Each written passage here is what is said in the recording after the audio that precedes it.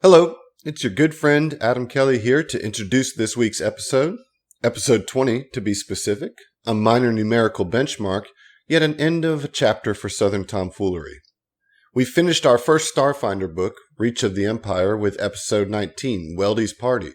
We hope you enjoyed that half as much as we enjoyed recording that session. We actually celebrated it in true Weldy style this weekend in honor of its release. We also debuted our first Tom Talks last week, a show discussing our thoughts and some of our favorite memories and moments from Book 1. Give it a listen and let us know what you thought of the show and of the book, and you can start submitting questions now for our second Tom Talks. Before I get into this week's intro topic, though, I am going to give you a moment to pause so you can go ahead and leave that rate and review I know you've been meaning to do. Don't worry. I'll be here when you get back. Okay, back? Thanks for that.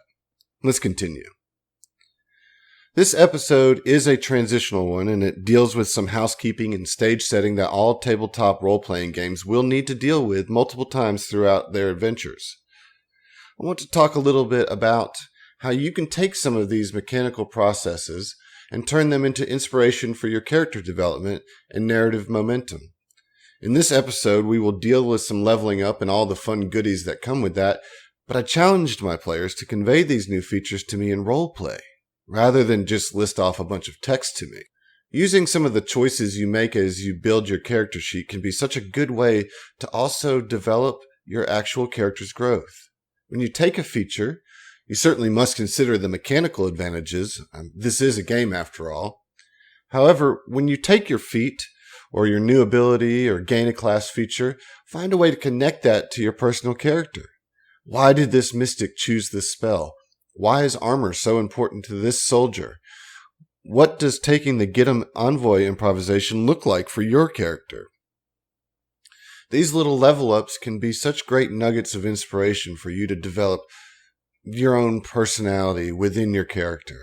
This can also be a great way to perhaps inspire whole conversations with other PCs. Maybe you level up together. Maybe one PC teaches another PC a skill, or maybe there's some backstory that comes out between the PCs with these exposure to new and wondrous powers.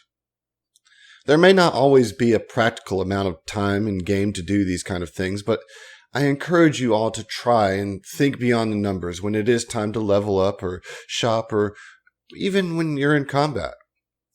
Another transitional aspect of this episode is that, we are floating between two books of an adventure path. Sometimes there is information there to connect you to the next book. Sometimes there isn't. Either way, it is important to give the PCs a chance to reset or take stock before jumping into the next big mission, if you can. This next book has a lot of strange and harrowing situations coming up and will challenge the players in very new and creative ways. I'm very much looking forward to this one as our little space western crosses into a new frontier, the edges of the Atlantis Star Empire. This is a fairly long episode, our longest yet in fact, and we explore that transition to Book 2 all the way. But I think you'll find that this kind of time taken for character growth pays dividends later. I mean, how else am I going to make you sad when I kill one of the crew if I don't let you love them first? And with that, here is episode 20, Parting Drift.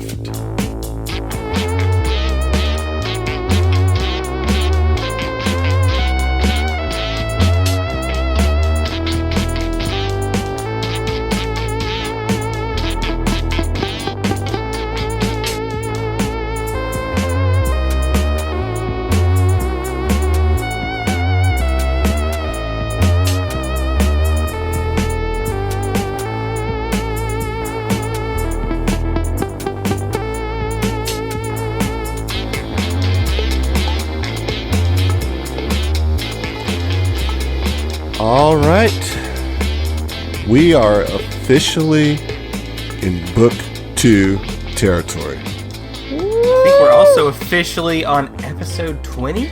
Episode 20. Wait, this is 20? This is 20. Episode 20. I'm almost positive this is 20, yeah. Yeah, get hyped. All right. Yep. This is I'm 20. We made it there. Woo! Woo! Pickles! Pickles! You know, we've got a bit of a special thing going on for episode 20. As you guys may or may not know, I feel like you should know at this point, we generally play strictly on Roll20 apart from each other. But for this episode, for episode 20, we have Heath and John here in my house playing with me here in New Orleans.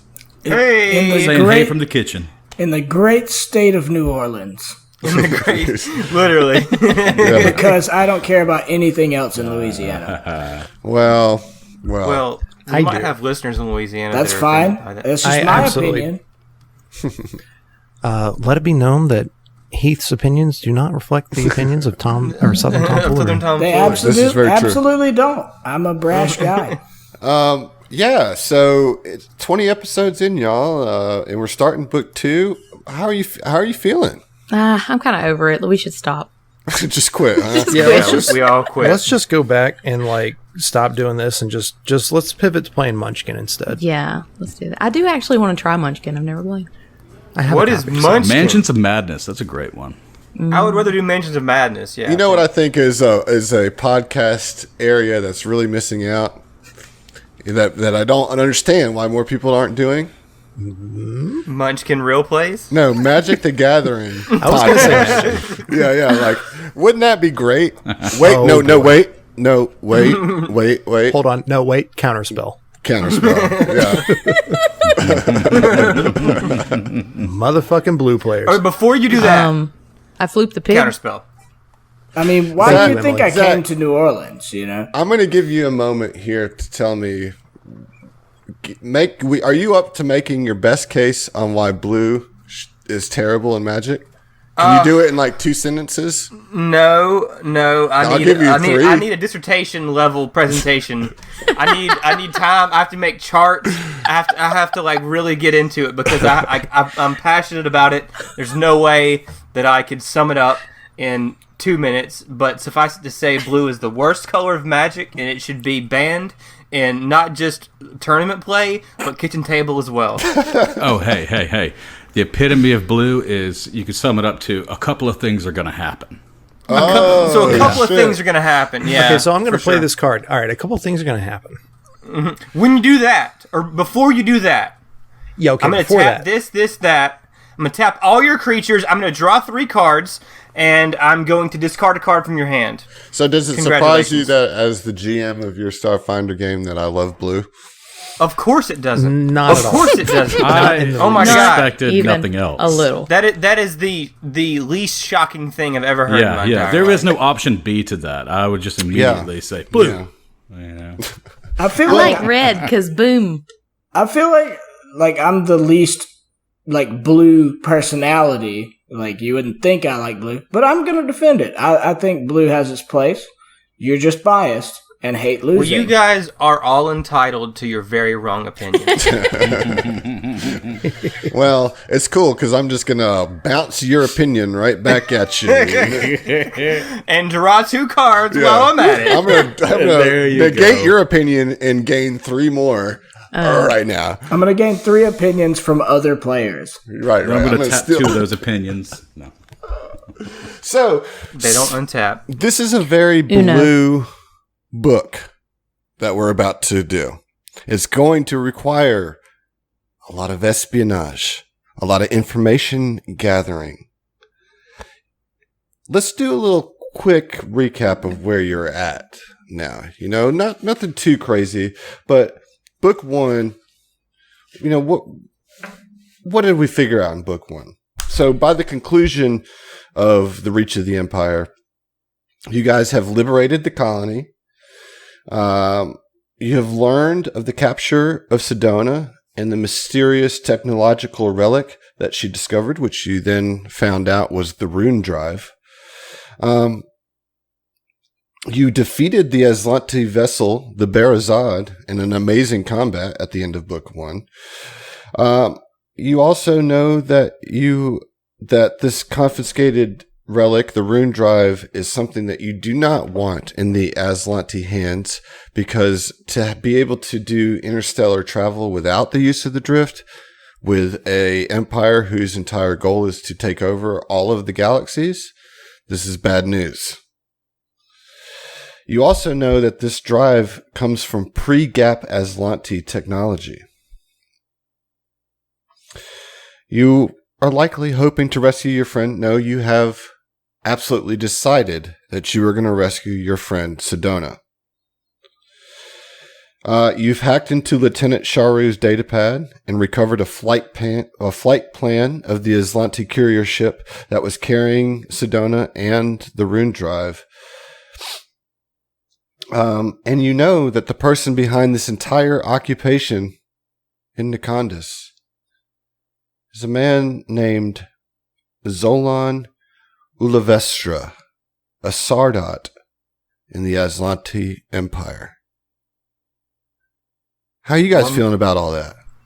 Well, I think that clearly the best course of action going forward is to rest on our laurels and head back to the pools of paradise to celebrate. That sounds like a plan.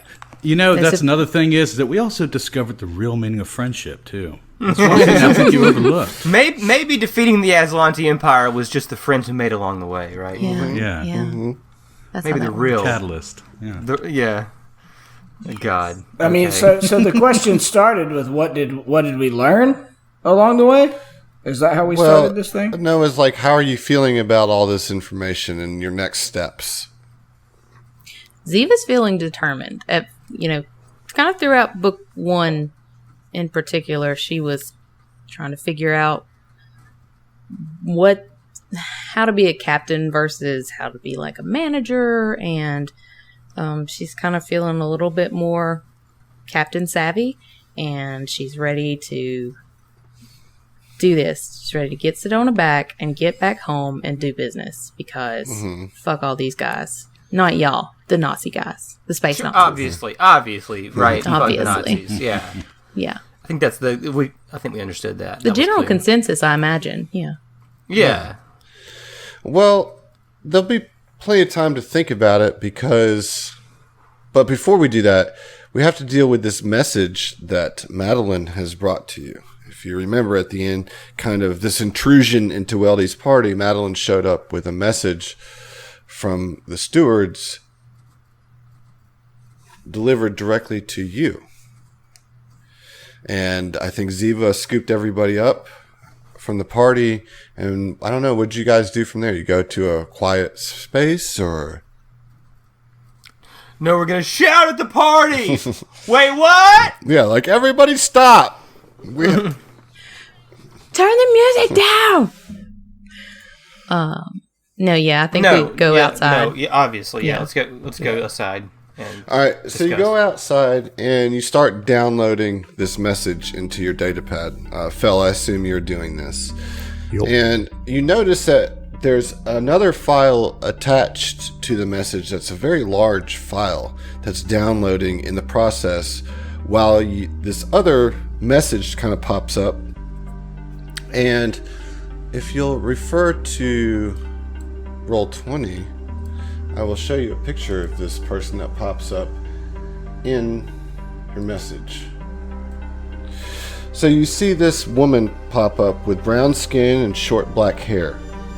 She's got like a little blue streak in her bangs, and she's wearing a kind of official uniform you recognize being that of the stewards.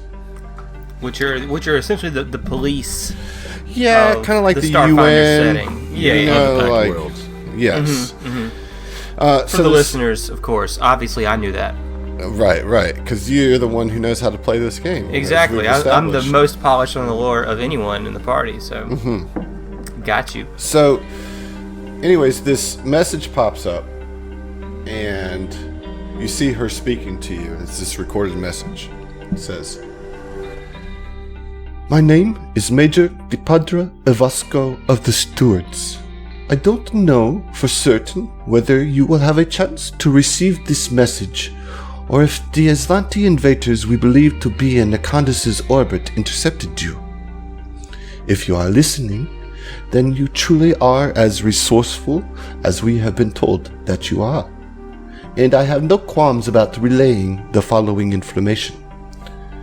We recently received a troubling transmission from the Pact World's colony Nakondis. It was sent from an android named Cedona, with whom I believe you are acquainted. She informed us she had salvaged what she believed to be an experimental starship drive from an ancient wreck she discovered on the colony world, and that a ship from the Aslanti Star Empire had suddenly appeared in the colony's atmosphere. We have received no further transmission from the colony, leading us to assume her worst fears were true. That the Aslanti ship intended to attack the colony in order to lay claim to the device. Our records show you were contracted by Abadar Corp to carry the supplies to Nakondis, which leaves you as the only Pact World ship with a chance of knowing the exact situation on Nakondis. We are requesting your aid in a matter regarding the system-wide security of the Pact Worlds. If the Aslanti have indeed retrieved this experimental drive, we want you to enter the Aslanti Star Empire and attempt to either recover or destroy that drive. None of our ships are close enough to intervene in this situation in a timely fashion. We are willing to deputize you to operate in the Star Empire on our behalf for this mission. You come recommended by someone that we hold in very high esteem. We know that we are asking a lot from you with this request, and rest assured, you will be very well rewarded for your efforts when you return. If Cedona is still alive, I recommend you rendezvous with her as soon as possible. She will no doubt have far more information on the current situation than we can provide you. Beyond that, I can only hope you accept our offer and wish you good luck if you do. Avasco out. As that played through, Fel, you see that the entire data file that the stewards have on the Aslanti Star Empire was downloaded to your datapad. Oh, nice. So, is that like a document or something you can actually share with me? Yes. Basically, it's, and I will share you the full details shortly, but the main thing is a lot of stuff that you guys already know as players, okay? That they are a tyrannical civilization that hopes to achieve dominance over the entire galaxy. They continually annex colonies and planets and civilizations into their empire. In fact, something that your characters didn't know, and Fel, as you're reading this, you see a couple important incidents are listed in their report. First, it talks about the first encounter with the Aslanti, and it recounts the story of Hank and his attempt to hail them for the first time. That a Starfinder Society ship was destroyed 50 years ago after stumbling upon the Empire. There's a second event there that talks about the Aslanti attacking a Veskarium colony named Najin Korozayas.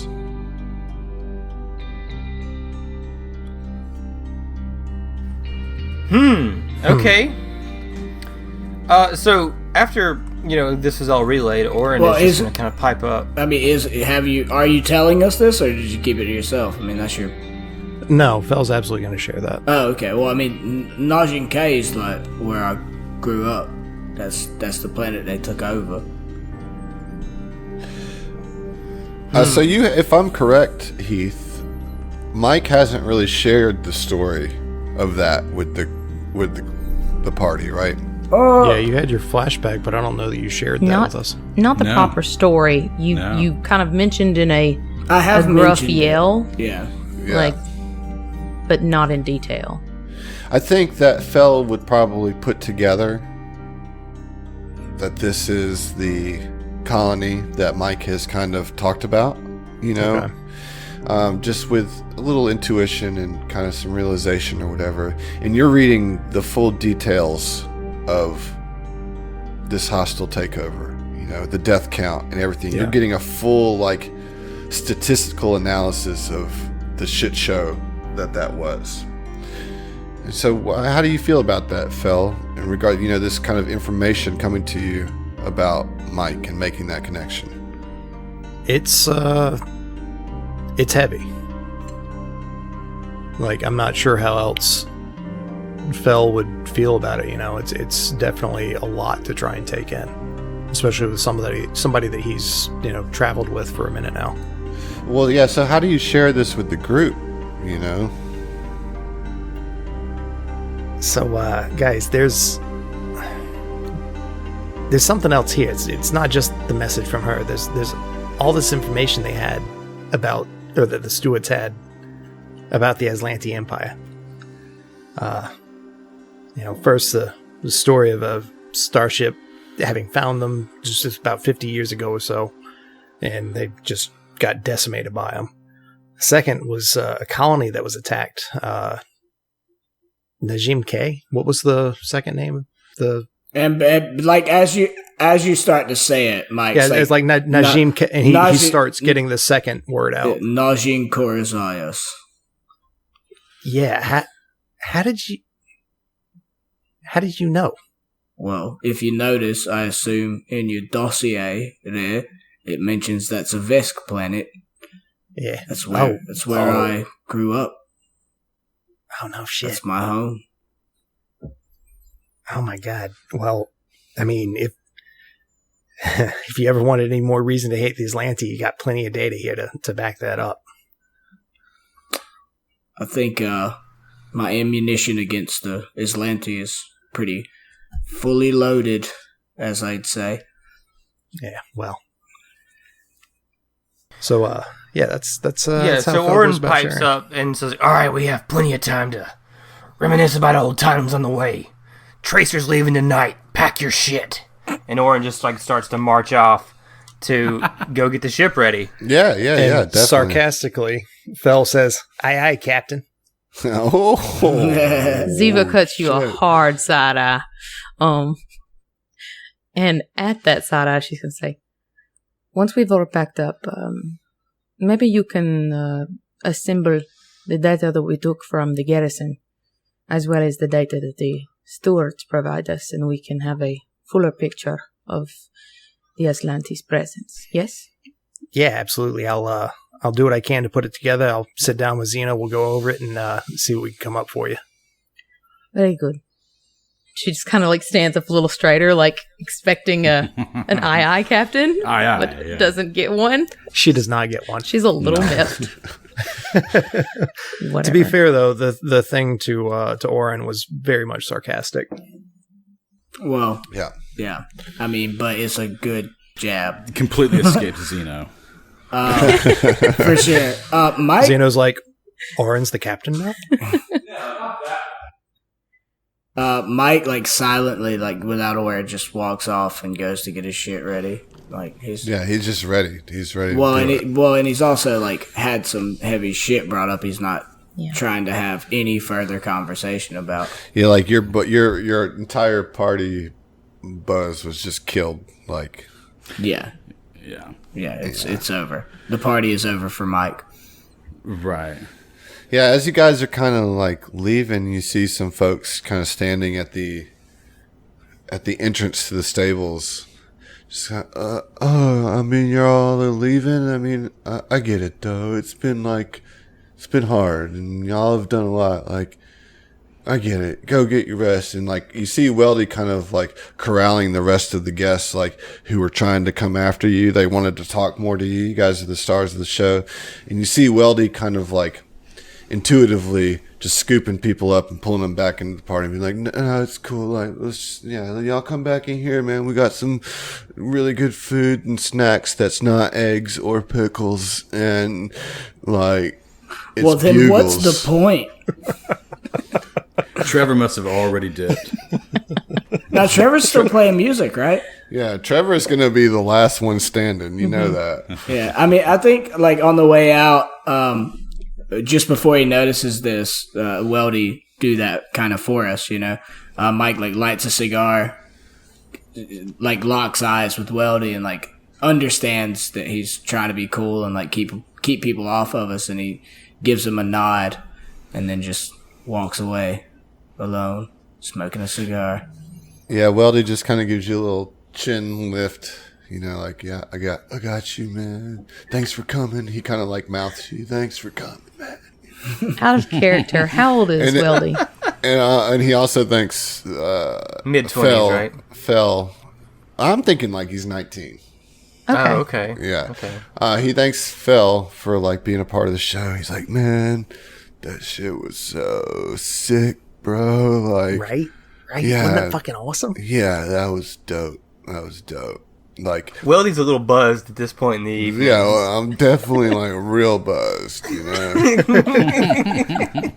I tell you what, Weldy. Adam is drinking Elysian Space Dust IPA. My boy. To fully channel Weldy. Oh, this wow. evening. Okay. So I was drinking that probably 8 episodes ago, and it never came up. But that's been a staple for me. Yeah, with this. I think it's a good really good kind of- IPA too. Well, Yeah. I think it's like a good like beer of choice for our podcast. Thematically, absolutely. Yeah. Okay. Anyways, Off in the distance, you guys hear the Tracer's engine start to, like, idle up. Oren's just hanging out the side. Let's go!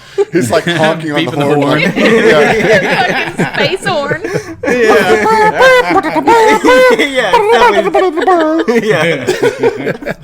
Yeah. Well, Ziva's gonna go to kind of turn away and go towards the ship. But first she's gonna like kind of walk a little bit closer to Weldy and be like, Weldy, you put on a fabulous party. You're not cooler than I thought you were. If you ever make your way back over to Absalom Station, stop into the pools. We'll take good care of you. And she kind of nods and she walks off. What? Dude, Sickle, did you hear that? We got like free still like the pools of paradise, man. Sickle like freaks out. Like he freaks out. Like They already came. like you just hear Zickle's wings like flutter like That's so much worse. What about Trevor? What's Trevor do? Trevor's He's DJing laying down still. tasty jams. Don't even still, know. like not even phased by Trevor any of it. goes Just ham, like y'all. Don't give a Trevor's fuck. like 18 and a half, already been laid like 10 times. Yeah, he's the only non-virgin in the group. Like Right, they right, all right. Trevor they all be straight worship up Trevor. yeah. Trevor and Cedona had a moment. Like that's how mellow Trevor is. Damn, Cedona! Typical. robber. That's not canon. That's not canon. That's not. We gotta leave that shit out, okay? I mean, maybe it is. Well, you'll have to ask her, I guess. So Did you fuck Trevor? we met this Listen, dude we who- heard you fuck Trevor, Cedona. Not cool. Not cool. I think Okay. it's pretty cool. So Ziva, as you walk into the ship, you're thinking about this message that the steward sent you, and I need you to roll a culture or a sense motive, whichever's higher for you. Okay, let's take a I look. think one of them. I think your culture, you get like an extra D6 on top of it, right? Yes. That's that envoy shit, y'all. Yeah, it's actually sense motive or culture, but I have higher culture, so we're gonna Cool. It's built into the roll too. What'd you get? 23 on 20. the but without adding my extra D6. Hold on. Are you Oh wait, sure? did you say it's built in? Oh, yeah, it's built in. However, 23 is enough either way. You realize that this message, it's true, but they're asking you guys specifically to do this because you are not anybody. Like, the reason the stewards aren't doing this is because if they make a move, that's sparking like an interstellar war. Yeah. Yeah, plausible deniability. Exactly. Yeah, You sense that this mission is kind of like laden with some plausible deniability from the stewards. Like Yeah. they You want want that Black Ops I was shit. going to say, Yeah. this is some offhand Black Ops. yeah, right. Yeah. Strictly under the table. Rolling that check over, you also are thinking about it and realize that the Aslanti, Cedona being a captive of the Star Empire is particularly dangerous because the Aslanti, consider androids to be no more than slaves, and they don't even acknowledge androids as being sentient. They treat them literally like machines. Yeah. It's cold-blooded. That is Now, cold-blooded. Zeno probably has some feelings about that, but maybe we'll get to that once we get on the ship, because we've got a launch to do. As you guys are loading up your ship, Madeline comes up to you guys as a group. Says, "Well, you have been most helpful here. Thank you so much for everything that you have done. As a gift, I want you to have this." And he presents you a tactical railgun. Shit. Ooh. That sounds nasty. Is that, Who's that like for? a ship part? Or- Tasty. No, so this is a heavy weapon that can be found in the Starfinder armory on page 20. Doesn't matter right now. I'll give you the stats later. But you now are an owner of a pretty serious weapon. Dude, it's a freaking railgun. I was Like, gonna if say, anybody's yeah. ever played, Yeah, even the anybody's ever played smallest Quake? railgun is a pretty It's serious still weapon. a railgun. No, Yeah. I'm straight up thinking Quake, like one shot gives. Yeah. And so as he gives it to you, Madeline says, "I want you to take this. And I want you to give the Aslantes the colonist regards. Preferably at high velocities." and he like clasps your shoulder. I feel like he's handing this to Mike just because Mike seems the most obvious person Yeah. that's capable of wielding this thing. Big It's old like, lizard. yeah, Well- he's a big old lizard. Yeah. But he's clasping you on the shoulder as he says this. Yeah, and Mike accepts it or whatever, but he's still all up in his brain and his feels, and he's like, yeah, thanks, we appreciate it, without any real gusto, he's just ready to get on the fucking ship. So all the colonists that you guys have interacted with are kind of there at the ramp to say goodbye to you as you are loading the ship. Do any of you have anything you want to say to any of the NPCs that you've interacted with? They're all there. Weldy, Corsica, Abretta, Jellic, Madeline, Ludvar. They're all there. Ziva definitely wants to talk to Corsica. Okay? Go ahead. So she's just going to kind of go over and just put out her hand, to shake her hand. And when she does, she's going to use limited telepathy and just kind of go into not even so much words into her head, but just feelings of kinship and friendship and just, I don't know, peace. So Corsica looks at you dead eye, right? Just you guys lock eyes as you're kind of having this moment in the mental space. She doesn't say anything. She just nods as you're kind of communicating these feelings to her. And then kind of towards the end of this transmission, she just heaves heavily. She doesn't cry. She doesn't break down. You just see kind of one of those initial And then she just wraps her arms around you and pulls you close and says, Ziva, thank you. And know that I will protect this colony from any further engagement. And, well, just thank you. Thank you for standing up. I assure you it was my pleasure to do so. And she just kind of like gives her a kiss on the cheek and smiles and just kind of walks away. As you do, you see Corsica kind of step back, and you notice that she kind of puts her arm around Lidvar's waist. Oh, indubitably. And they kind of like sidle up to each other. And she's going to kind of give him up down and go, wink, okay, like I approve, good job. Like a You go, telepathic girl. thumbs up, you know? Yes, a telepathic thumbs up, yes. Yeah. Okay, anybody else? Orin honks the horn.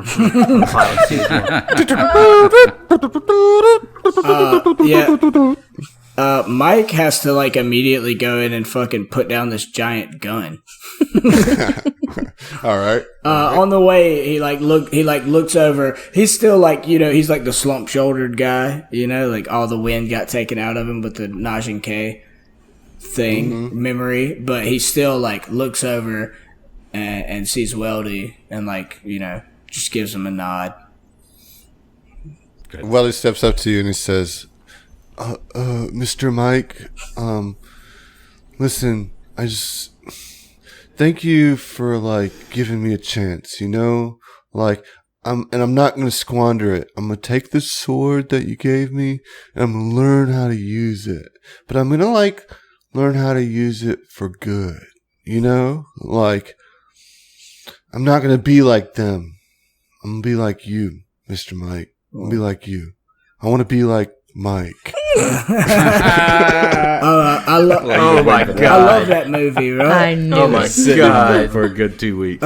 Been waiting for a chance to use Since that he one. found out about Weldy, it was like somehow I'm gonna do it. We're gonna make it work. Yeah, so I mean, Mike turns towards Weldy. He's got this giant railgun like over his shoulder, just holding it. He puts a hand on Weldy's shoulder and he says, "That's good to hear, son. That's all you can do. And that would make me very proud if I ever see you again." And just like walks away. I feel like our fates are intertwined, man. Are you trying to get like an invitation onto the ship? Because that ain't happening, mate. No. Spirits I'm not going to like the Aslanti Empire. No. All right, look. You can have, And he you like can have he was that. like already up the ramp halfway, and he turns around and he's like, "All right, I'm sorry," and he fucking just gives him a high five, like all right, let's fucking get this over with, Yeah.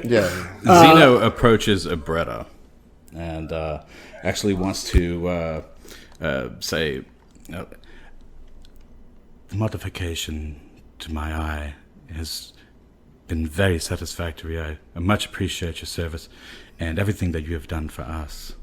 Without your assistance, I don't believe this mission would have been possible. Thank you. So, well, I mean, it's my pleasure, but listen there, Zeno. You really mean to go out there into the Aslanti Empire? Like, that's what your plan is. That's what y'all are wanting to do. Is you're going to go out there in the Aslanti Empire just after you finish getting rid of them out here.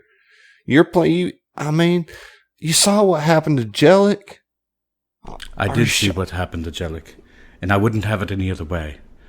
Don't you think... Our crew needs to go and rescue Cedona. Without Cedona, I would not be here. I would not have been mine. I think that we could all say that to some degree, and when you put it that way, it makes me feel kind of bad that I'm not going with you, but it just seems so insurmountable, You're like still fighting the good fight here. Y'all all have to come back. Zeno, I'm looking at you. You're the one that has the most reason, right? That's you. You're the reasonable one. That's all you are. And I don't mean that mean, but that's you, right? And he understands, and it's just kind of like this smallest smirk a little bit, and he winks his new computer eye. She says, I need you to make sure that all of these people are safe. Will you do that, please? Yes, absolutely. I will make sure that they all are in good hands. She says, I put a little surprise in there in your eye for you while I was putting it in. I'll search the files. Thank you. No. When you go to sleep, you're going to have the best dreams ever. And he doesn't quite know how to take it. That's very mysterious, but he's pondering on it. He's just, They'll get better as time goes on, too, as the program learns you. Another honk. Yes. And he's about to ask why.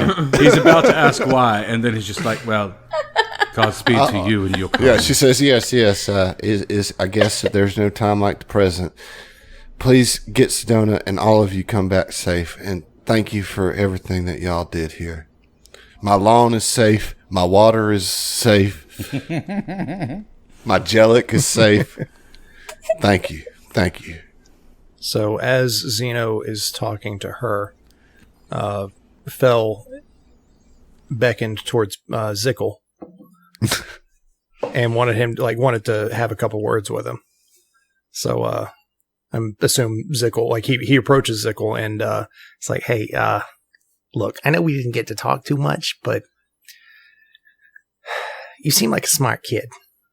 So tell you what. You can have this. Let me see. You got your data pad on you? I mean, no self-respecting technological person goes anywhere without his data pad. My man. All right, let me see it real quick. And he takes it from him and transfers the schematics, the plans for his exocortex, like the base plans for it, to Zickle's datapad, and says, all right, so look, I want you to have this. I want you to maybe someday use it, but if anything, it'd be something fun to tinker around with. The only thing is, you have to make changes. Make it your own. Don't just use what I did. Jeez, Fel. No. Oh God, this is too much. No, but he, in all seriousness, he's like, yes, Mr. Fel. I feel like you're the only one who's ever understood me. I mean, my friends, they're my friends, but. Thanks, Mr. Fel. And Fel gives him, kind of squats down because he's so tall and gives him a hug and is just like, look, us techies got to stay together, right? He purrs in my ear. That's his wings. Oh, okay. Oh my God. He just came. Exactly. So that's the same horn. At this point, the tracer is certainly starting to hover an inch or two off the ground.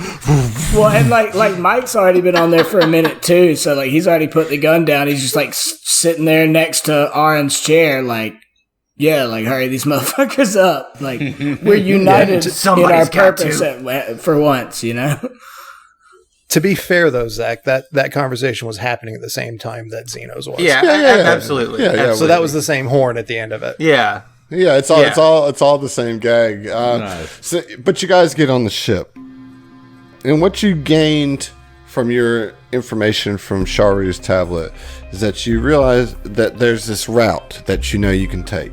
It's a courier's route that will take you into the Aslanti Star Empire and specifically into the NIS system.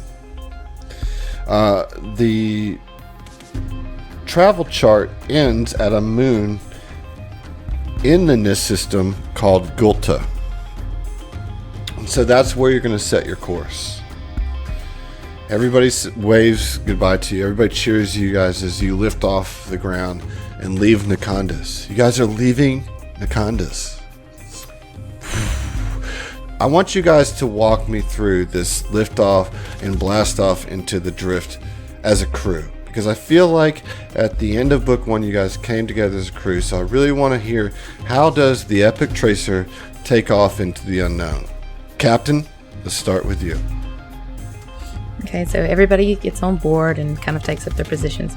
And Ziva kind of goes to the captain's area.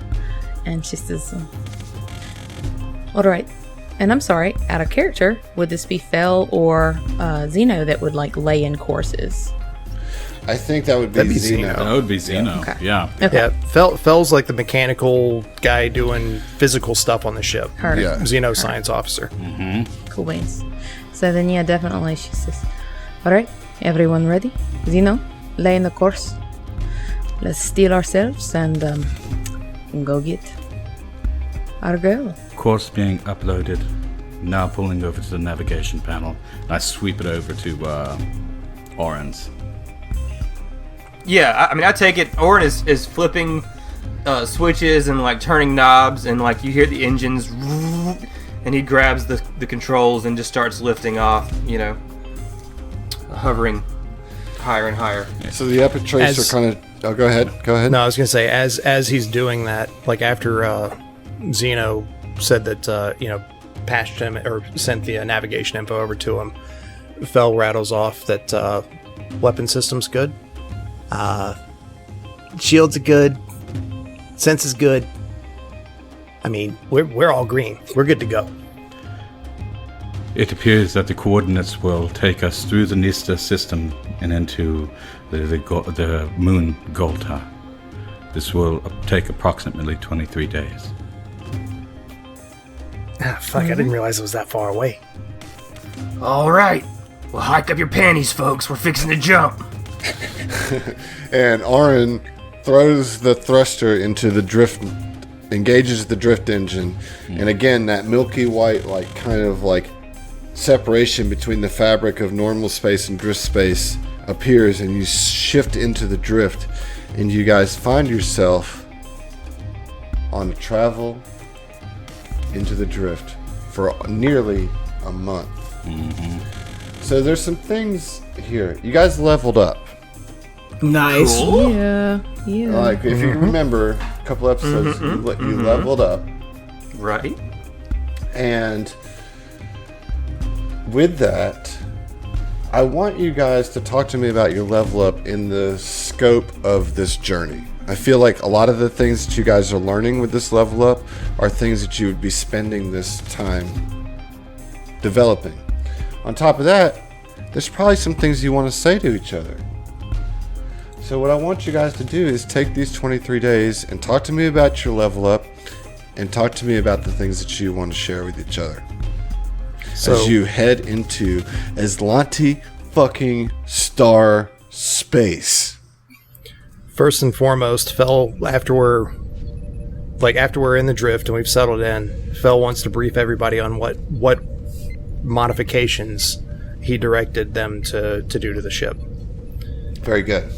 So, all right, guys, just figured out ought to let you know, give you a little brief.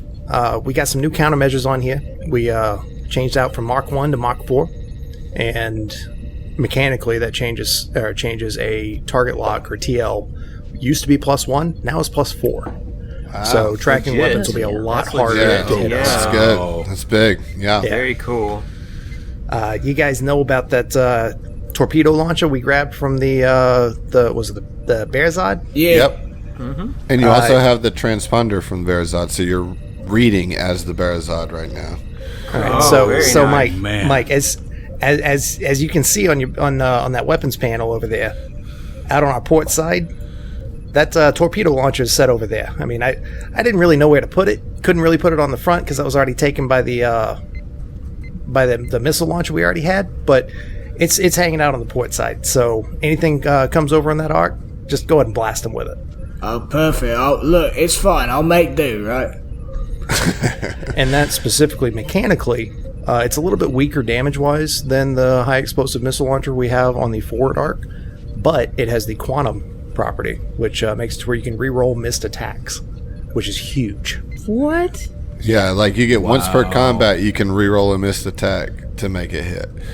Hell yeah. Or not to, I mean, just re-roll to see if, get another See chance. if you can hit. Yeah, it's basically like if you roll, you miss, you can roll again if you want to. Yeah.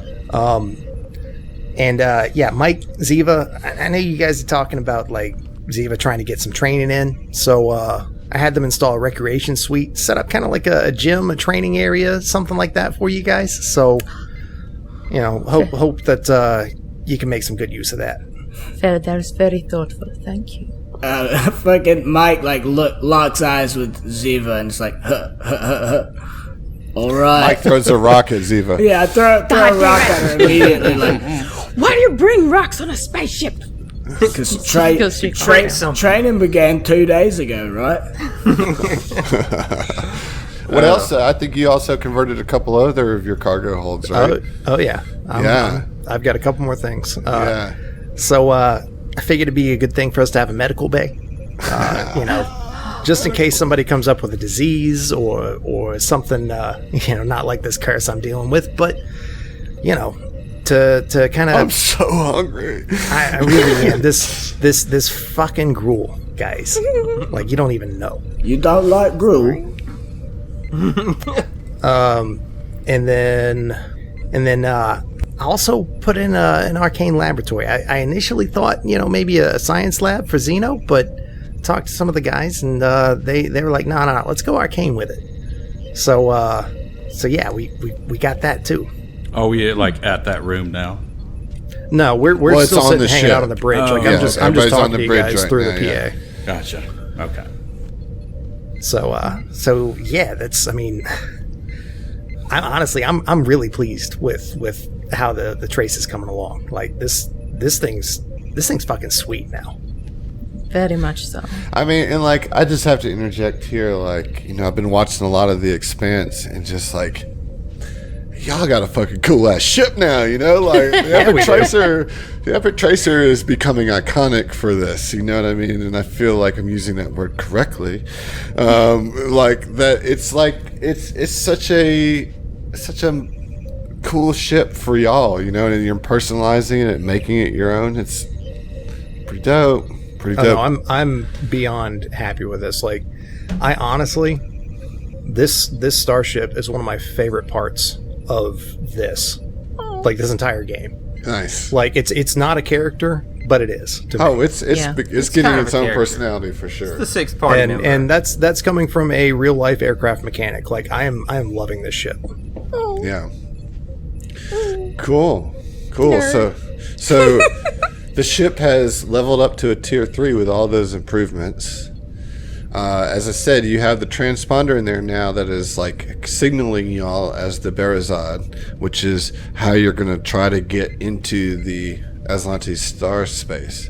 But you have some time between now and that re-entry into normal galaxy space. So what do you guys do over the next couple weeks? So I'll go first real quick. Okay. Orin is going to have, over the course of the, several weeks, going to have sort of a routine that's almost like a ritual. And when he's not eating or sleeping, every morning, he'll, in his quarters, take apart his rifle. All the way down to every little bolt and pin, and disassemble it, make sure everything's clean, and then completely reassemble it. And it's like almost Zen-like, daily, every day. His mantra, yeah. Yeah, when he's not doing that, he'll be sitting at the pilot's chair reading a book of some kind. And when he's not doing that, and when Mike and Ziva aren't in the training room, he's going to use the training room to develop this spell that he's working on. And it starts off like he'll just go and sit in the center of the training room and close his eyes, hold out his left hand, and little bits of like tendrils of energy will start to come out of his fingertips and manifest into this little mote of like purplish, bluish looking cosmic energy. And it starts off really shitty looking, okay? But over the course of that, he eventually develops it into a kind of a solid looking form. And, you know, by the time it's all said and done, he's able to, with his mind, control this mode of energy and have it like shooting and darting all around the room on his command. Nice. And that's going to be a new spell that I am going to Yeah, study. so very nice. I want you to take an inspiration. A little plus Will. 2 Thank you, inspiration. sir. Actually, it's going to be a plus 3 now going forward. What? That is legit. Yep. Oh, wow. A couple of things I want to, as we start to get into this leveling up process. So, mechanically, Zach just described Oren's level up. He got a new spell, and he also is focusing on his weapon to make it hit better. He's trying to figure out a way to make this thing hit better. And so you took a feat, right? Weapon focus? Correct. Or is it focus? Focus or specialization? I think it's focus. Yeah, it's focus, long arm focus. Yeah. So what he's trying to do is not miss so much. So that Right. you know, so he's taking apart his gun and all that, and then he's learned this spell, which is Wisp Ally. Very great, good description, inspiration. I'm going to say a couple things about how this game is going to progress going forward now that we're at level 3. Number 1, we are introducing the critical cards. Oh, Oh, God. damn. Both Yep, I'm gonna die. Both We're need all to be dead. confirmed. We'll see ya. Okay, to draw So how a does- card. how does about to confirmation explain. work? Right. So if you get a crit, you roll again to confirm. Any hit confirms. It doesn't have to be another crit. Just another roll that hits is a crit. Confirms the crit, and you get the card. If you fail to confirm the crit, then it's just a normal crit. Okay, the card gives you the extra options. Critical fail, you have to confirm the crit fail, which means you have to miss again, but you're at a -5 on that roll. Oof.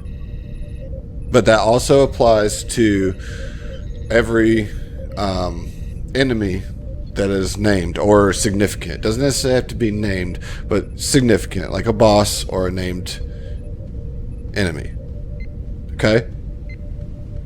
Gotcha. Okay. Four.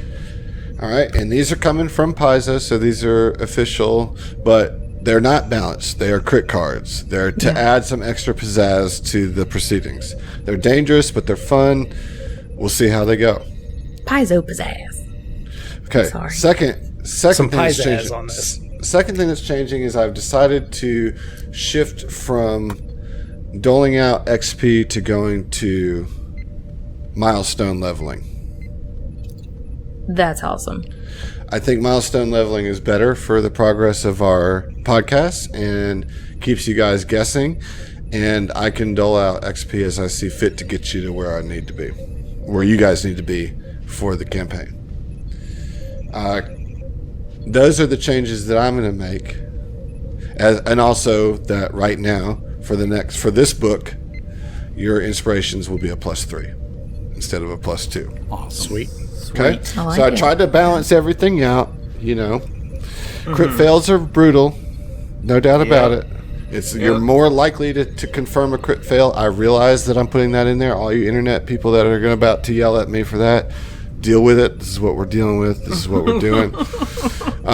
Technically, you don't have to confirm the fumble, but I want to at least there be an option to negate that if it's really bad. So that's where we're at. Let's go to Mike. The first night, I mean, he's in a bad way.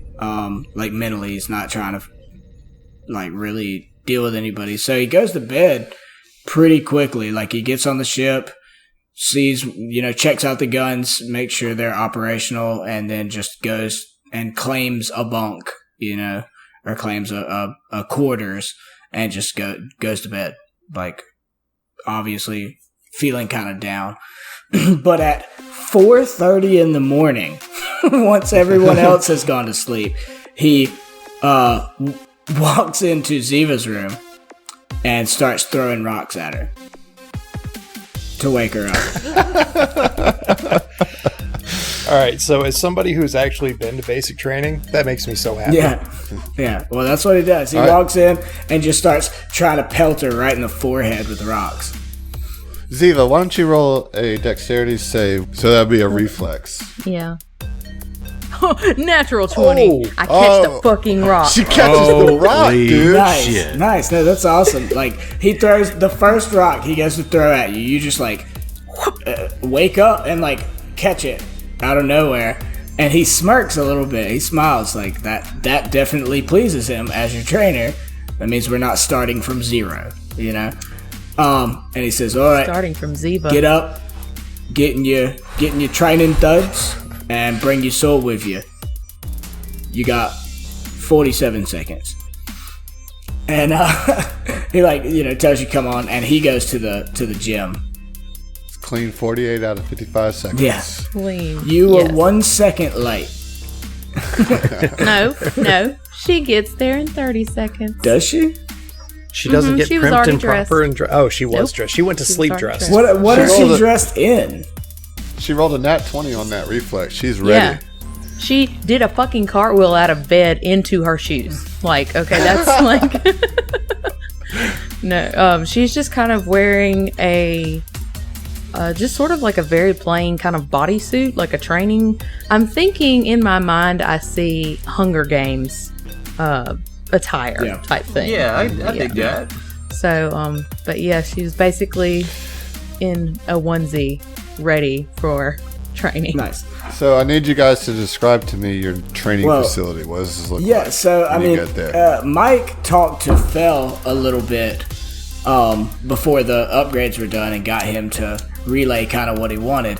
So it's interesting because it's a decent sized training facility, but it's split in half, like down the middle, and the left half is. It reminds you of like a boxing gym. Like it's got, punching bags, and it's got those like Taekwondo wooden dummies, that you do like your punching exercises on, and all kinds of weightlifting equipment and stuff like that. It's very much like Strength training. Oh my god, strength strength training side. training. Got it. Yeah, Nailed it. Yeah, it's strength training. I mean, it's got there's jump ropes hanging on a rack. There's boxing gloves hanging on a rack. There's a small. It's probably like 2/3 the size of a normal boxing ring, but there's a boxing ring in there.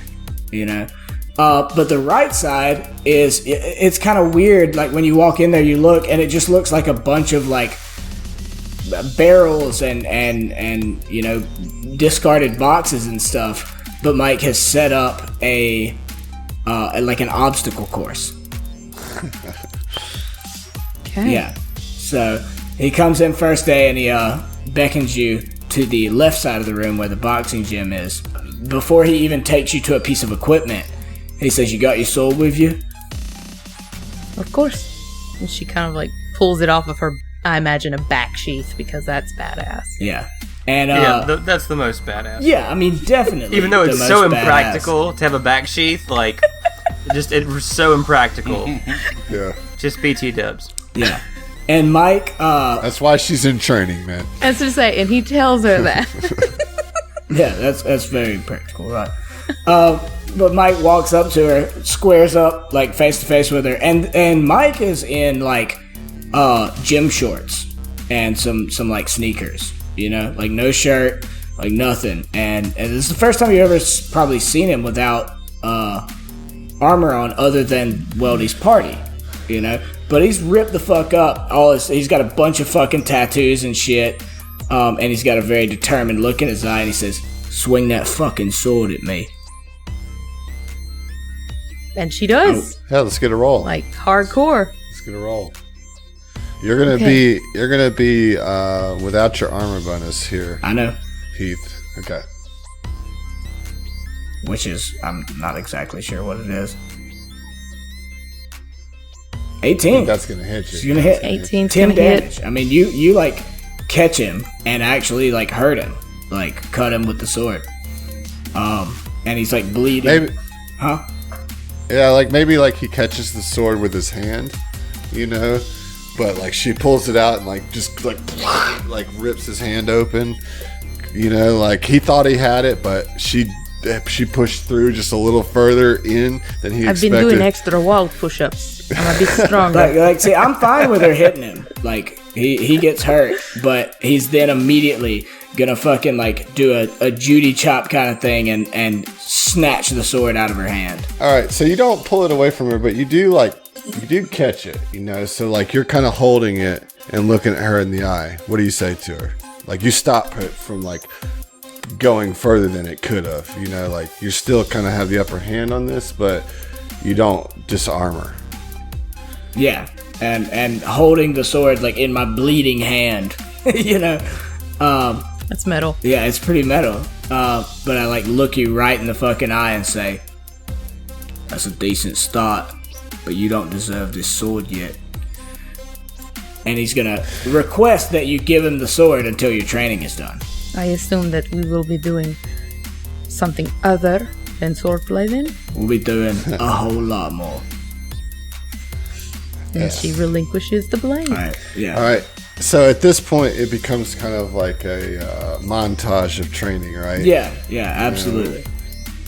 So I mean, right know, off the like- bat, he knows he's got to, like, get her strength up a little bit, you know, like, get her to where, I mean, she did good with the first sword swing, for sure, but he's going to have her doing push-ups and jumping rope and running cardio Wall push. and all this.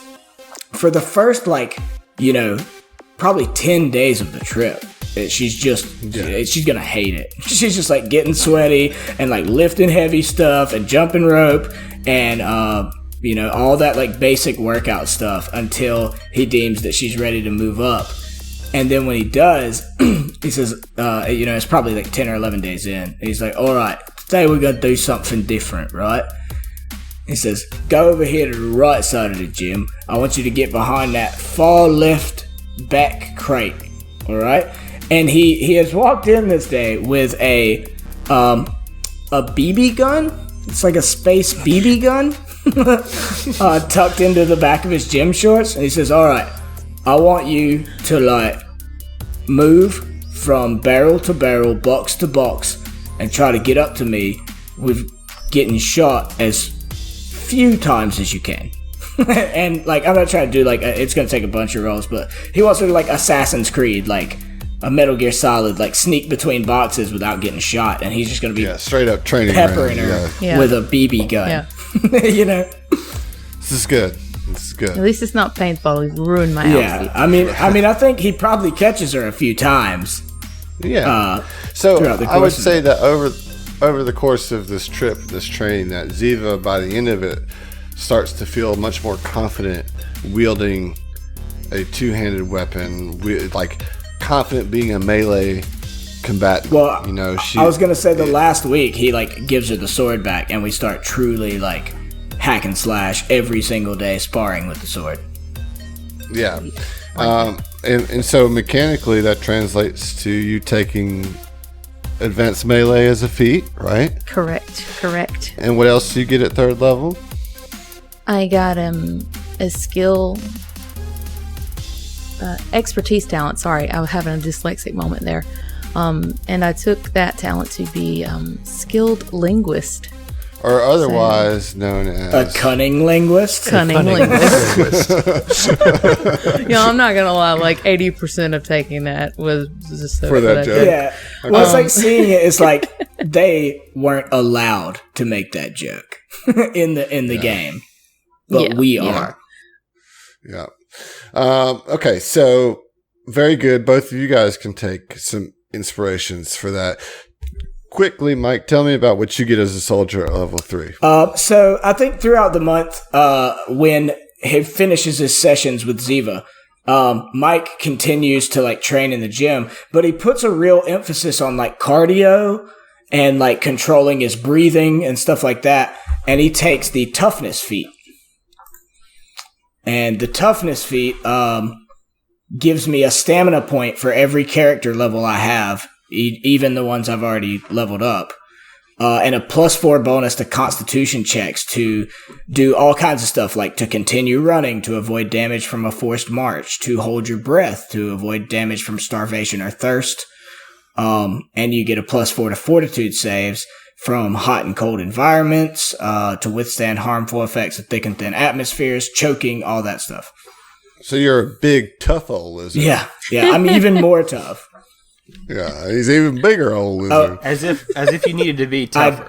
Yeah, always. He's talking to Perpetually. us. Always And be the tough. last effect I get a bonus to is sleep deprivation. So I think that we've established that I'm gunning for Mike, so any amount of toughness is the way to go. Probably worth it. Important, helpful, So, for so sure. All right. as a very quickly, as a segue from the toughness thing, after that first day of training with Ziva, when he catches the sword with his hands and cuts him up, he like acts stoic and tough the whole time and still goes through the training session. And when she leaves, he like very quietly goes to Zeno's room and is like, "Hey, mate, you gotta come to the med bay, right, and fix me up."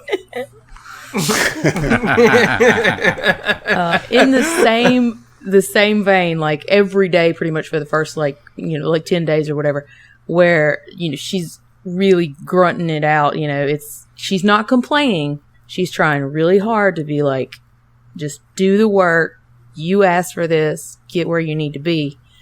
And so she's being cool, but when she goes back to her room and like she pulls off like her shoes and her hands are all like bloodied and stuff from are swollen and stuff, and she just like she cries a little, like not like she's actually hurt, but like her digits are messed up, and that's just not aesthetically pleasing. She is her vanity is what's hurt. A little bit, yeah. All right, so segueing to Zeno then. Talk to me about what you're doing on this trip. Zeno is, I suppose he's wandering, really. I mean, always as an android, he can't not be busy. He's got to find tasks, whether it's be on the inside himself or on the outside. We're going to start off that at some point. I mean, as he's kind of taking his own tour of the ship, past bulkheads and past different other rooms and whatnot, he's going to stop by Fell's spot, his space, where he does the majority of his work, where his tools are. And whenever Fell's not there, he just happens to notice just the mess that just happens to be around, and and for him that is just like, no, this is not going to happen, So he's going to spend a couple of minutes rearranging Fell's tool drawer. Oh god. Yes. By like physical size, by gauge, by God. purpose, and then he's gonna just quietly leave, task done, He label everything. Yeah. He labeled everything too, Just labeled and Just shadow walking boxed. around with a brother exactly. label maker. Yeah, walking around with a label maker. No, he's like got a label maker built into his skull. He's just like Just spits like out right in spits his out. mouth. Yeah. It just deposits out. Wrench. Yeah. Exocortex. Yeah. He just puts it on Put a label Fell on as his he's asleep. exocortex. like labeling each one of the individual Allen wrenches, even to the small Yes. ones, where it's like the label won't fit on them, but he's like, I'm putting it on there, god damn it. Let's go. So real world talk. Uh-huh.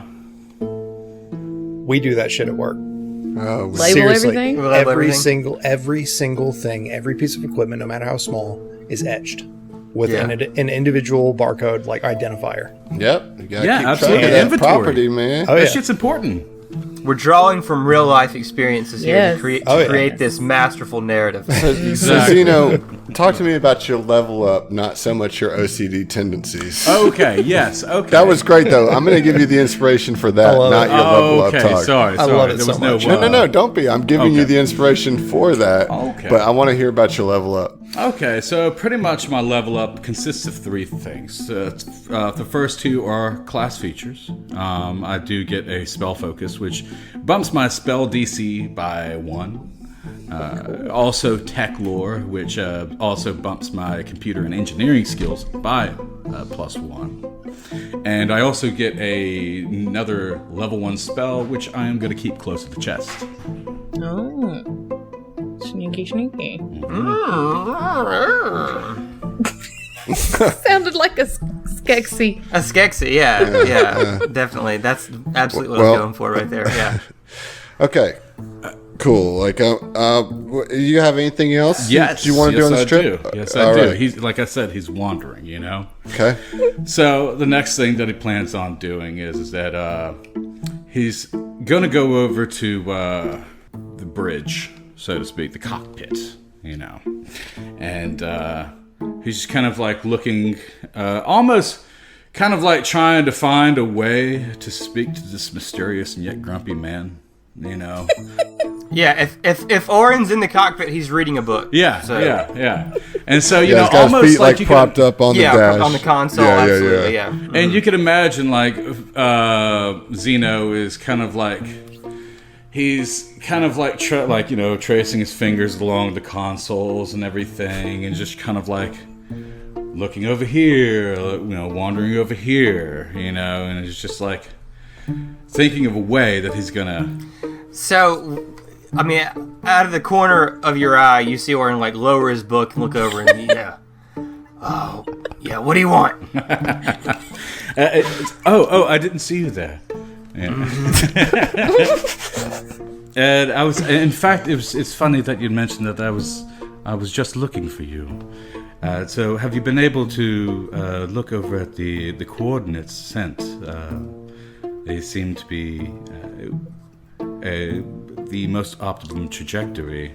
It seems to take us through ionic storms and other magnetic events. And, you know, he's just kind of like blathering ad nauseum about fucking, you know, physical sciences and whatnot, you know. Weather patterns and things. Exactly. Space weather, you know, heliophysics and whatnot, you know. But he's just trying to small talk to the best to his ability, you know, because he's just so he's interested in Oren and the fact that you're the only one that he can't get a read on, you know. Right. So as you going over Oren's fine, but all right, you got a point with all this or what? Well, I was looking to get to know the crew better. And I have to be honest, I do not know much about you. I do know that your skills in piloting are unrivaled, it seems. You did a very good job against the Barazad. And so far, you seem to be managing yourself. You seem very capable, both on the field as well as in the ship. And I just wanted to say thank you and that I'm glad you're with us. I'm glad to be a part of this group. Well, Zeno, I don't know what to say, man, but I guess I appreciate it. Did you want something, or are you just gonna butter me up? And at that point, he's just gonna be like, well, not really. I suppose I can go and tend to my other duties. Are you enjoying your book? Fascinating. Good. Then I shan't keep you. I was really into it before you showed up. Then I shan't keep you further. So enjoy your book, and I will see you later. And he walks out. So as right before Zeno gets like out of earshot, Oren turns and says, "Thanks." And he just kind of turns his head without turning around and says, "Anytime."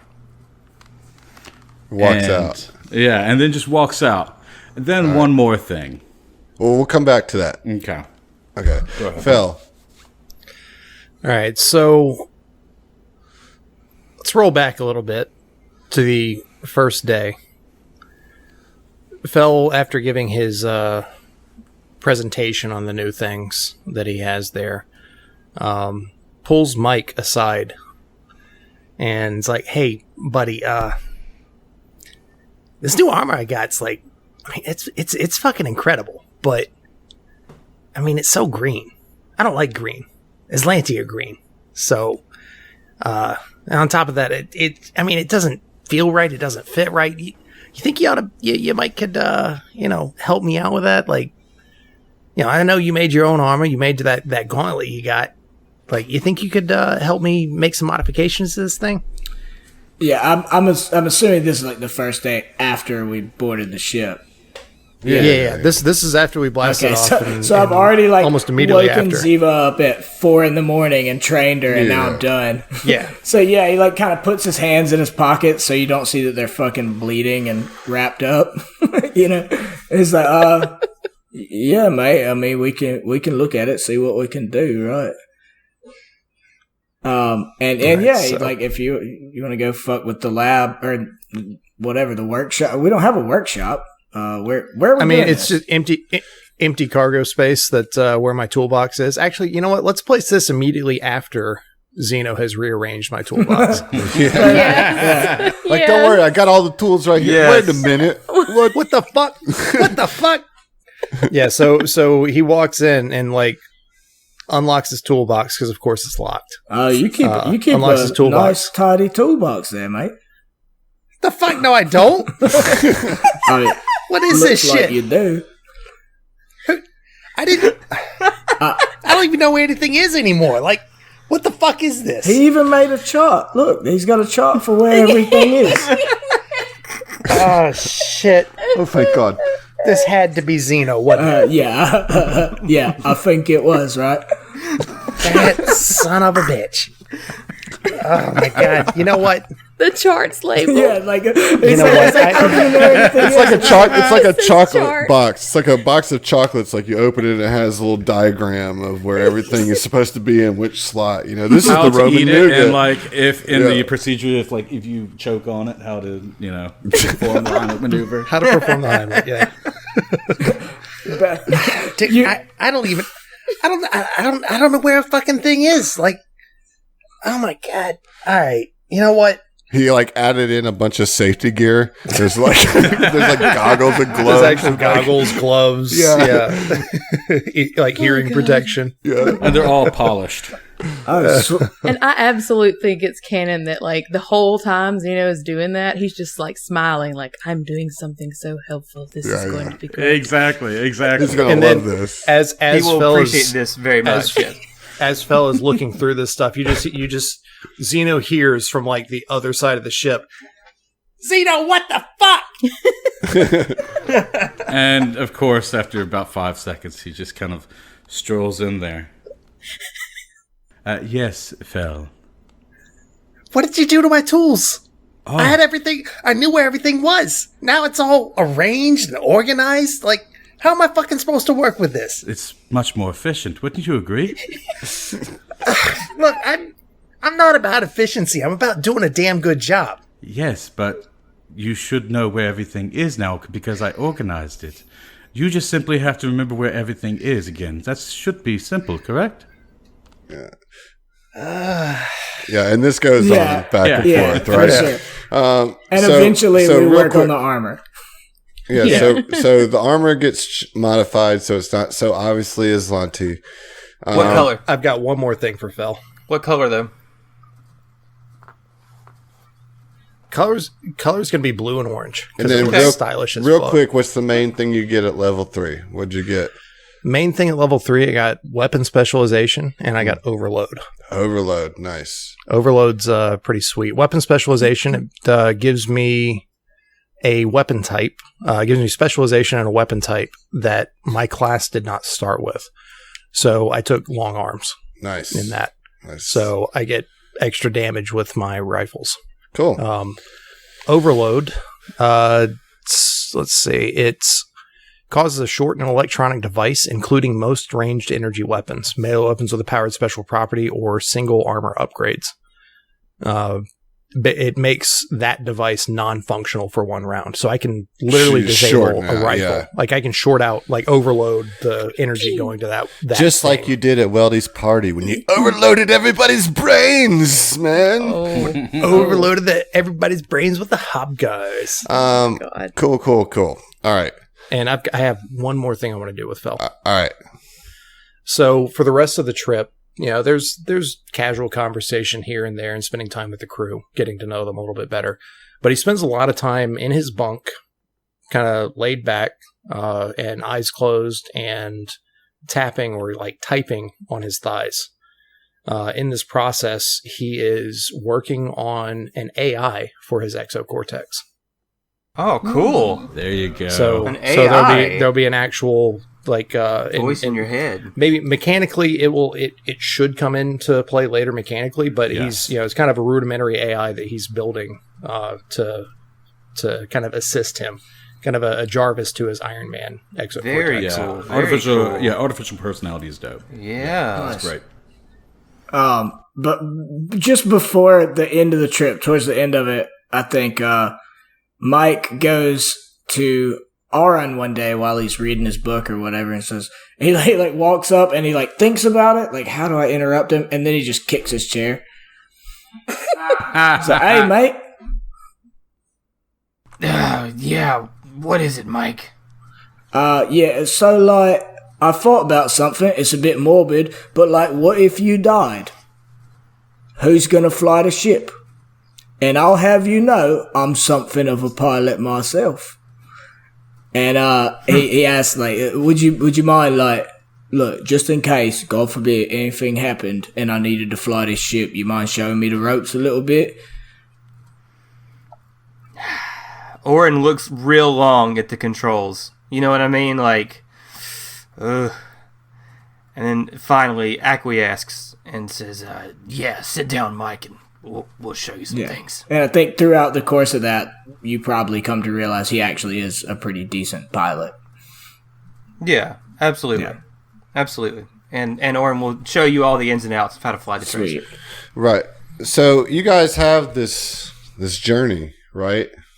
And all these things go on. You guys get better at your skills. You get closer together.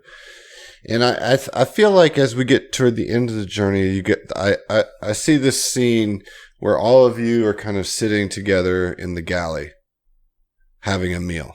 You know that you're getting close to your destination as well as you can know in the drift, That's getting close. And you guys are having this meal together. It's eggs and pickles given to you from the rations. No. It's disgusting. But Weldy has snuck in some pepperoni and some bread and some mayonnaise and some chocolate chip cookies. Were they that fucking hard up? So heady. Such a heady snack, dude. Like, I imagine Fel is just excited about getting like some real He can't food. eat any of it. Fel, no, because it's already been a week. It's been a week. Yes, so you're cured. Yeah, exactly. Fel is all about all about some pepperoni sandwiches. I mean, so you and guys chocolate chip cookies to walk it down. Yeah, so you guys are sitting around this table, and Mike and Zeno, I think it's time to talk about how you met. As you're getting there, you guys are all thinking about Cedona, realizing that you're about to be in Aslanti star space. It's got to be on your minds, right? Yeah. And you've got the whole crew there kind of munching down. What do y'all do? What do y'all say? It's very organic, Adam. Very organic. We just bust out, hey, you want to know how we met? Well, I feel like how you met. I mean, I feel like you guys have been sitting around eating, kind of shooting the shit, at this point. Like, this is kind of purposefully a crew meal. You guys have all kind of been doing your things on and off throughout the trip, Let's play it off to where Fel kind of recalls that, the two of them and the ship, and they kind of had a bit of a run-in before, and Fel straight up asked him, so how'd you guys meet? Well, interesting you should ask, right? I got hired by Cedona, who seems like she got contracted by the Android Abolitionist Front, or one of their representatives named Aeon. But they got a signal that, there was a slaver ship nearby-ish that the Android Abolitionist Front wanted us to liberate, as it were. So Cedona hired me for muscle. I went, and I went with Aeon. It's just me and Aeon, and we boarded this slaver ship full of goblins. So that was fun. But it was led by this drow piece of shit. But I'm getting ahead of myself. Once I got on the ship, I ran into Zeno, and you remember that? I was a slave. Yeah, you were a slave. Just interject real quick. I was playing the slave. Such a Zeno statement. He's not wrong though. Yeah. But yeah, when I got on the ship, we breached it, and the first cargo hold we got in, I see Zeno, and he's tied up to this crazy mechanism looking thing that's got hoses and electrical wires all coming out of his head and all kind of stuff like that. I assumed they was probably dampening his magical powers with it. It's a good thing you didn't pull the wrong hose. Otherwise, I wouldn't be here. Yeah, well, I seen him, and as soon as I walked up, I was like, "Hey, mate, I'm not the guy to do this. So if you can walk me through it, I can detach you. If not, who knows?" And he did. He walked me through it. He's very smart. You there? You awake, buddy? Yeah. Thank you. Anytime you want to jump in, it's fine. Well, after he liberated me, then at that point we fled through some rooms and cleared the whole spaceship out. We destroyed all the goblins and if you went across. If you recall, one of the goblins destroyed himself because his gun exploded, right? That's right. It overloaded. It was an unstable azimuth pistol. Yeah. It was pretty hilarious, to be honest. But I swear, goblins are such fucking trash. But this guy Aeon, that's with the Android Abolitionist Front, who basically started up the whole job.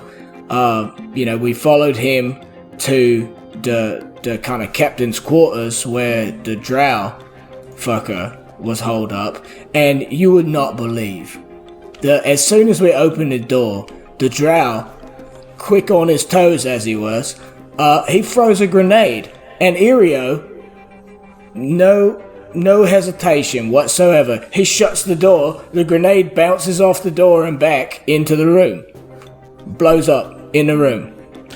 Aeon is very capable. I've noticed that. I've never respected so much so quickly. But yeah, it was wild. I mean, and then we had the fight with the drow.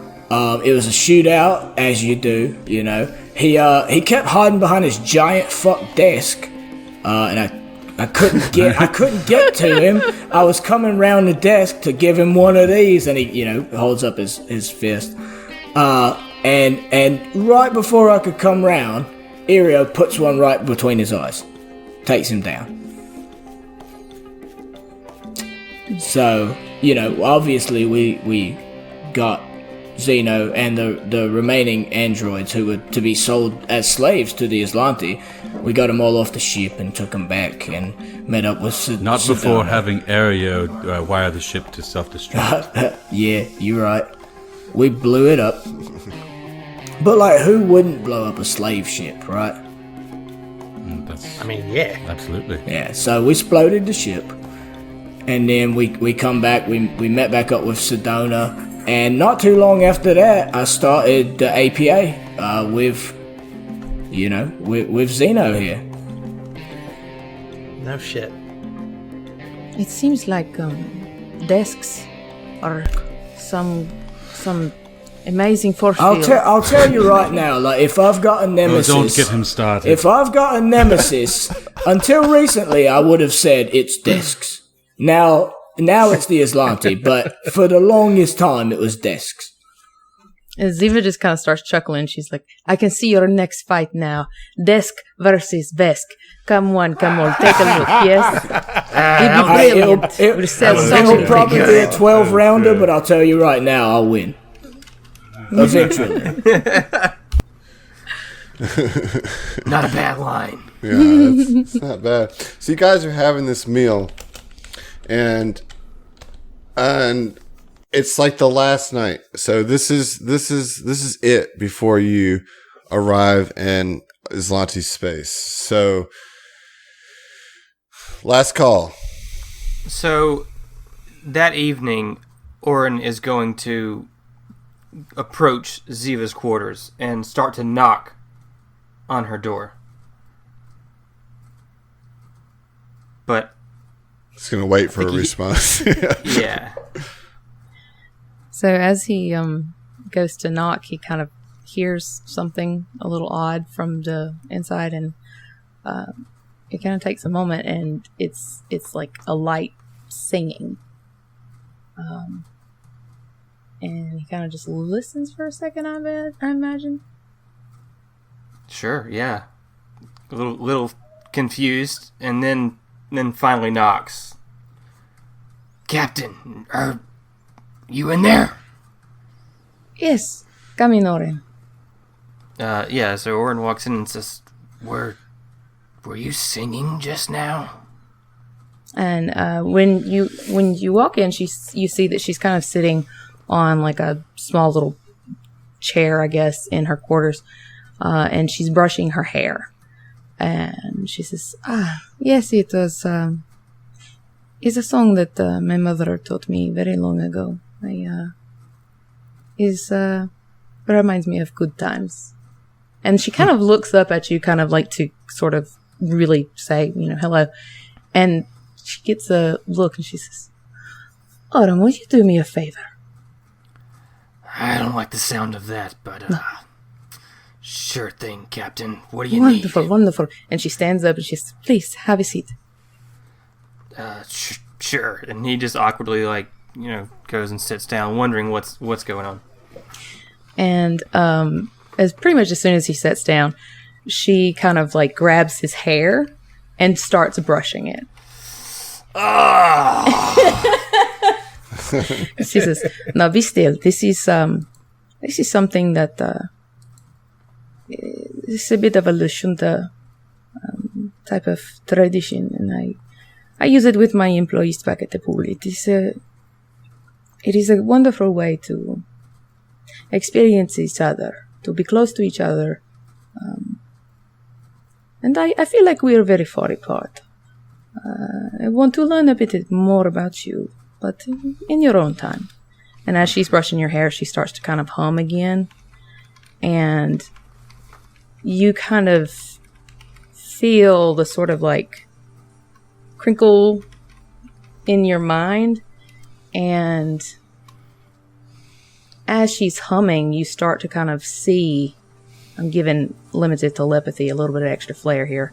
Okay. But you start to see a kind of a vision of a young Lashunta and a female, a woman Lashunta, and the woman is brushing the girl's hair, and the woman is singing, and you kind of the figures coalesce, and you sort of realize, oh, that's Ziva, and I assume her mom. Right, sure. So, and that's just kind of what you experience. She's trying to really give you a peek into her and how she's trying to open up and be mindful of you and share. So that's what you experience. So after the thorough brushing and the memory is over, Oren will stand up and look at Ziva and be like, I don't have too many good memories to share, but I suppose that there's one that you might want to know. Do you mind? And he'll reach out his hand to sort of cast Mind Link on Ziva, just like to touch your shoulder, and cast Mind Link. And as you close your eyes, you open them back up, and you're sitting in the pilot's chair of a ship, looking out into open space. You look down at your hands on the helm and see that they belong to a human male. Yeah, it's me. You hear Orin's voice in the back of your head. You look over your body and see that you're dressed in a uniform that resembles like an armored guard, security guard, or even a soldier. The chest is emblazoned with the ubiquitous symbol of Abadar Corp, a key enclosed by a triangular border. As you look around the ship, you notice that almost everything has been branded with this logo, including the laser rifle propped up against the console at your side.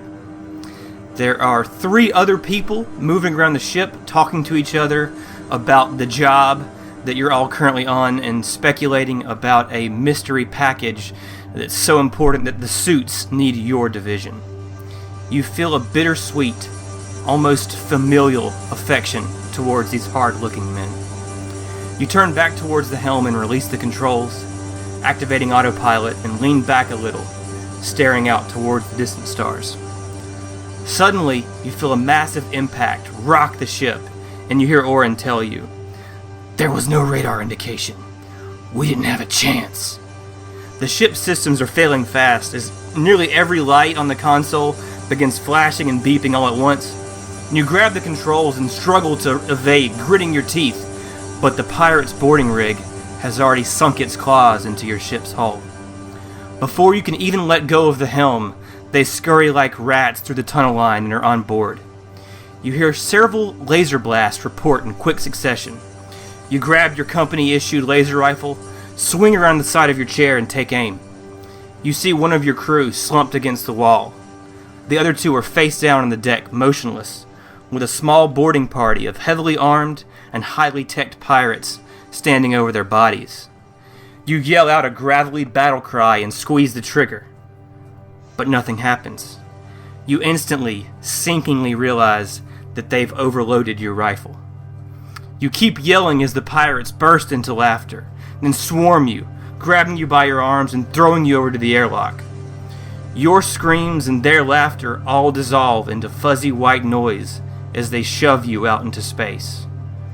Out of the corner of your eye, you see one of the pirates fire a shot. It only grazes your helmet, but it's enough to crack it. And as the glass begins to fracture and the spiderweb pattern traces across your vision, you take a deep breath and everything goes black. And then Orin lets go of Ziva's shoulder.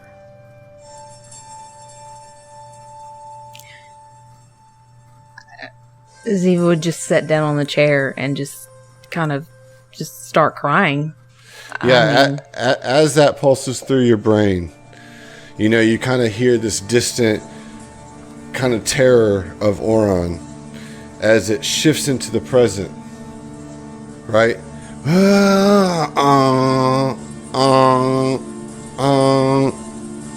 Zeno, you're picking up a hailing frequency as you guys slide out of the drift into Aslanti star space. Roll a computers check. All right.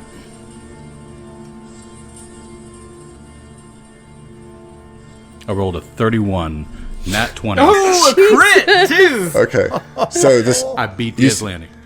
no, you recognize that it is an Aslanti ship, guard ship at the perimeter, as it's sending a single focus beam, tight beam at your ship to identify you, to make sure that you're supposed to be here in Aslanti star space, and we'll see you.